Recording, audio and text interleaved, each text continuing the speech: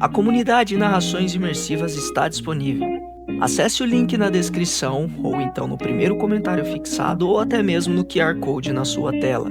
Você pode assinar a nossa comunidade em duas plataformas.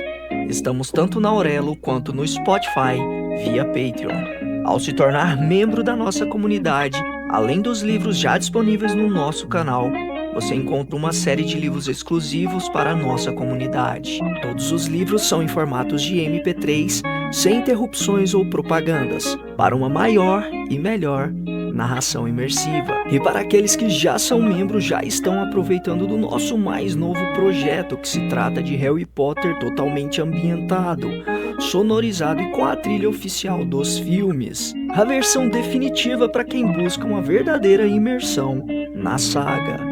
Então não fique de fora. Assine a nossa comunidade e descubra mais uma forma de ouvir narrações imersivas.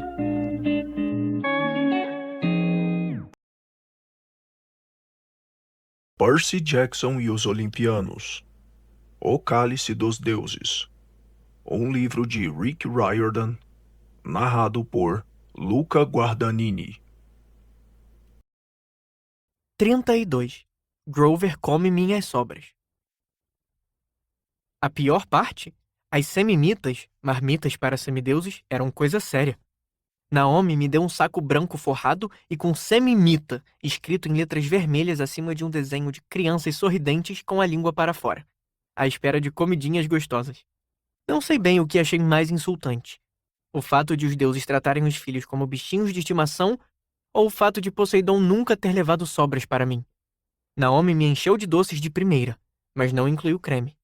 Depois, dei um jeito de voltar pela ponte olimpiana sem ser abordado por deuses menores nem fãs dríades raivosas exigindo o autógrafo de Annabeth. Quando peguei o elevador para voltar ao mundo mortal, I Got You Babe ainda tocava. Meus deuses, quanto tempo durava aquela música? Ou, quem sabe, os deuses a colocassem para tocar sem parar para torturar os visitantes? Percebi que estava tremendo de medo retroativo. Toda a adrenalina evaporou do meu corpo. Eu ainda vi os olhos de Atena em mim, bem piores que os de um leão. Diferente de Lúcius, a deusa da sabedoria não podia ser acalmada com uma coçadinha atrás da orelha. Bom, pelo menos não seria eu o primeiro a tentar.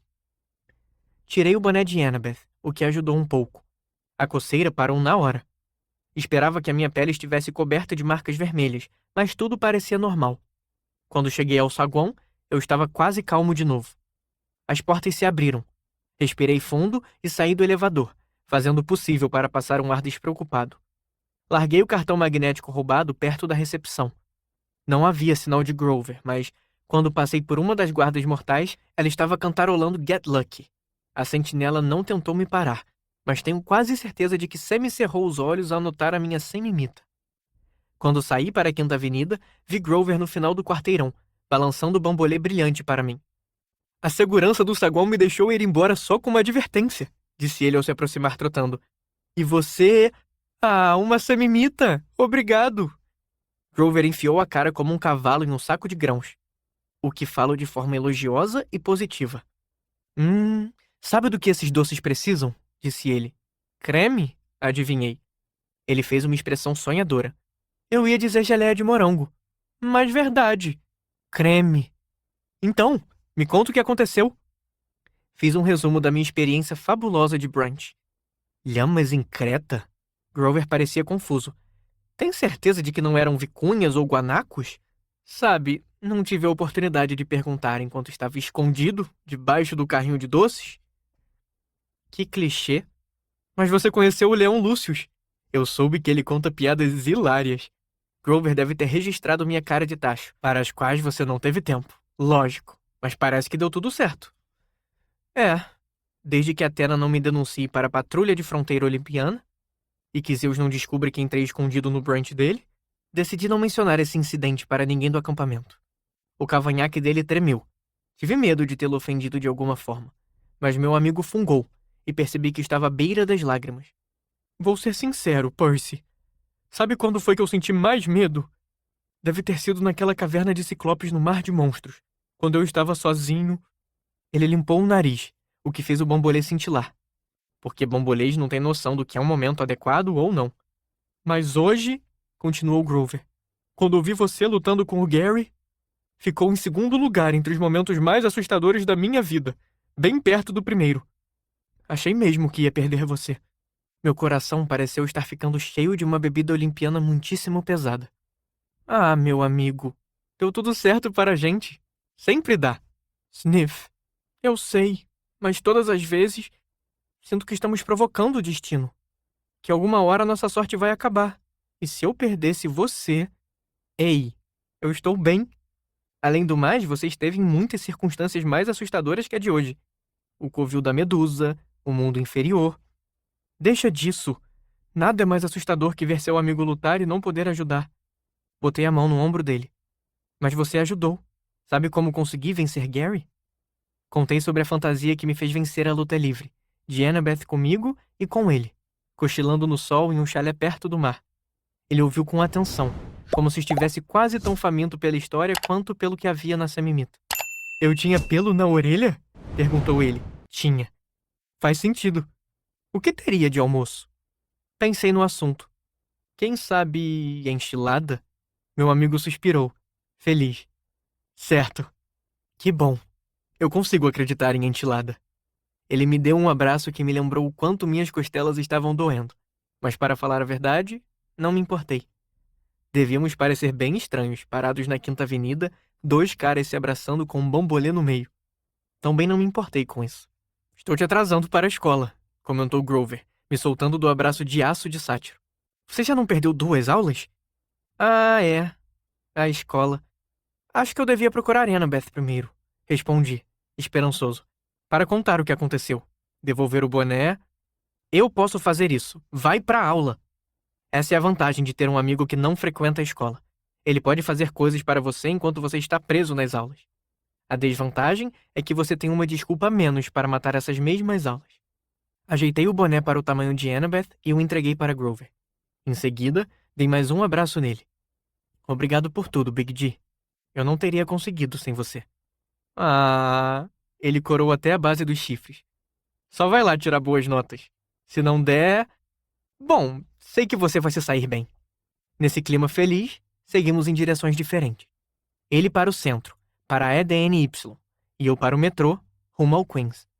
Tentei não ficar pensando no fato de que ia pegar o trem F para a escola. Achei mau presságio. Ainda assim, foi estranho estar em um transporte mortal depois da ida ao Olimpo. No assento ao meu lado, um cara no celular reclamava do mercado de ações. A mulher do outro lado revirava uma sacola, tirando nabos e olhando-os de cara feia. Enquanto isso, no Olimpo, Zeus não devia ainda nem ter terminado a história das lhamas. Eu preferia andar com o cara das ações e a moça dos nabos. Eles eram mais divertidos. Depois de sair no Queens e andar quase 1 quilômetro, eu havia parado de tremer devido à minha missão matinal e começado a tremer ao pensar no atraso sem justificativa que teria que explicar. A Alternative High estava onde eu a tinha deixado, em um quarteirão arborizado da 37ª Avenida, entre uma loja de carros usados e uma loja de atacado chamada, não estou brincando, Materiais de Construção e Ferros. Não tive coragem de visitar o estabelecimento, mas me perguntei se vendiam peças usadas de dragão de bronze. A construção em si parecia uma escola comum de Nova York. Um bloco de 2 andares de tijolos vermelhos, com janelas com contornos brancos e uma entrada principal azul.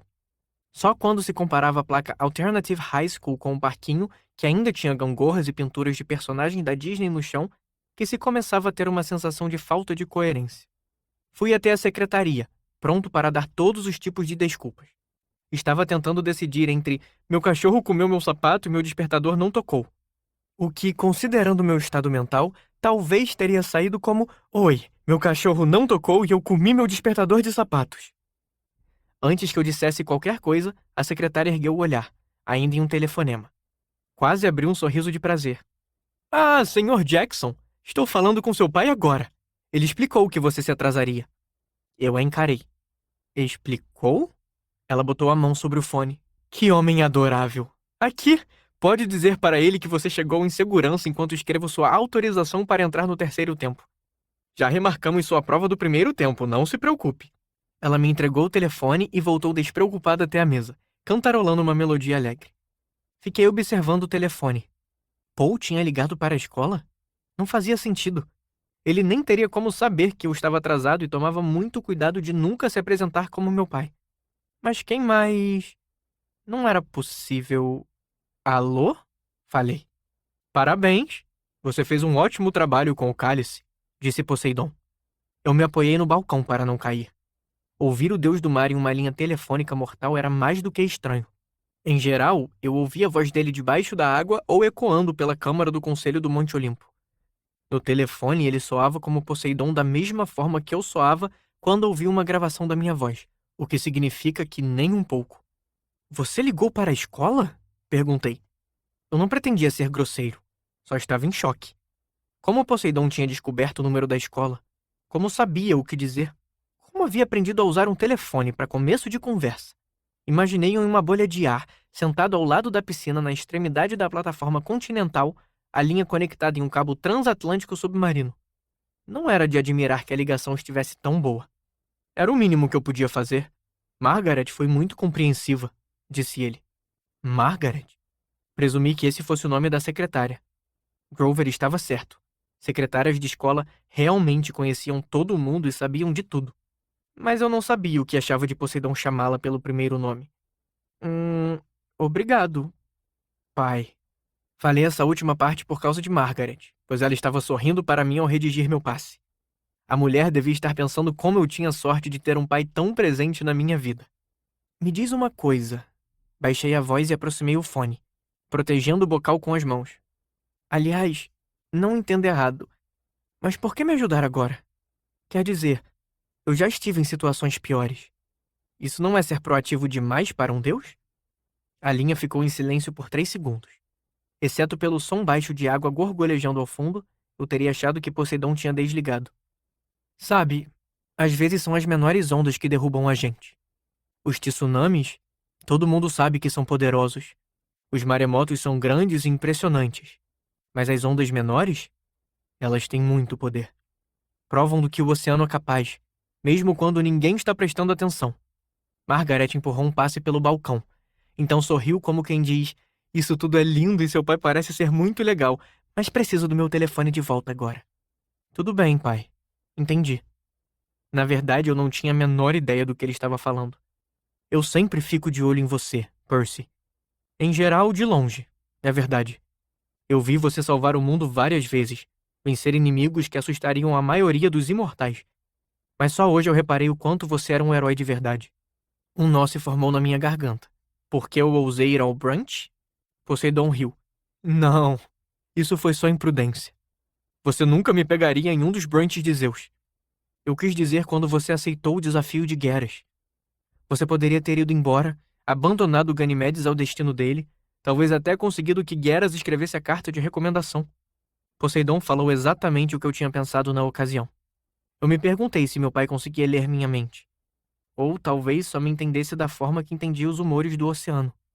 Assim como o mar, eu era parte dele. Mas você honrou sua promessa. Arriscou sua vida por um copeiro que mal conhece. Não por uma carta. Não porque o destino do mundo estava em jogo. Mas porque você é assim. Hoje você criou uma onda pequena e mostrou do que o oceano é verdadeiramente capaz. Meus olhos estavam ficando marejados. Se não tomasse cuidado, ia começar uma inundação de água salgada ali na secretaria. Senhor Jackson? O tom de Margaret indicava que a paciência dela estava acabando. Eu tenho que ir, falei para Poseidon. Mas, ei, pai? Obrigado. E também, você consideraria deixar o deus do rio Elisson dar uma aula de yoga no seu palácio qualquer hora dessas? Acho que você ia adorar. Entreguei o telefone para Margaret, peguei o passe e fui embora. Quando olhei para trás pela janela da secretaria, ela estava falando com meu pai de novo, rindo de alguma coisa que devia ter dito. Os dois estavam flertando? Concluí que eu preferia não saber. Naquela manhã, eu já tinha lutado contra a velhice, sobrevivido a um brunch divino e ganhado uma semimita para provar que havia sobrevivido àquela missão. Tinha salvado a reputação de Ganimedes e até falado a favor de Elisson e a aula de yoga submarina com baleias dele. Já eram ondas pequenas suficientes. Meu pai estava certo. Se a gente não tomasse cuidado, elas podiam acabar nos levando.